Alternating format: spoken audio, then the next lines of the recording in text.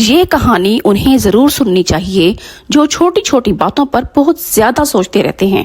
ایک شخص ہمیشہ پریشان رہتا تھا، کوئی چھوٹی سی بات بھی ہو جائے تو وہ گھنٹوں اسی پر سوچتا رہتا، نہ سکون نہ نیند۔ ایک دن وہ بزرگ کے پاس گیا اور بولا، بابا جی میرا دل کبھی پرسکون نہیں رہتا، میں کیا کروں؟ بزرگ مسکرا کر بولے، کل صبح دریا کے کنارے آنا، تمہیں جواب ملے گا۔ اگلے دن بزرگ نے اسے ایک پیالہ دیا اور کہا، اس میں پانی بھرو اور دریا کے اس پار تک جاؤ، لیکن ایک بوند بھی نہ گرے۔ وہ چلنے لگا، لوگ آوازیں دیتے رہے، کوئی ہنسا کوئی بلاتا رہا، مگر وہ نہ رکا نہ پلٹا۔ اس کی نظریں صرف پیالے پر تھیں۔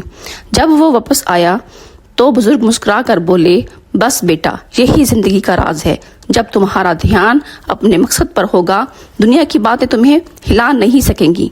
جو گزر گیا اسے چھوڑ دو، جو آنے والا ہے اس سے نہ ڈرو، سکون صرف آج میں ہے۔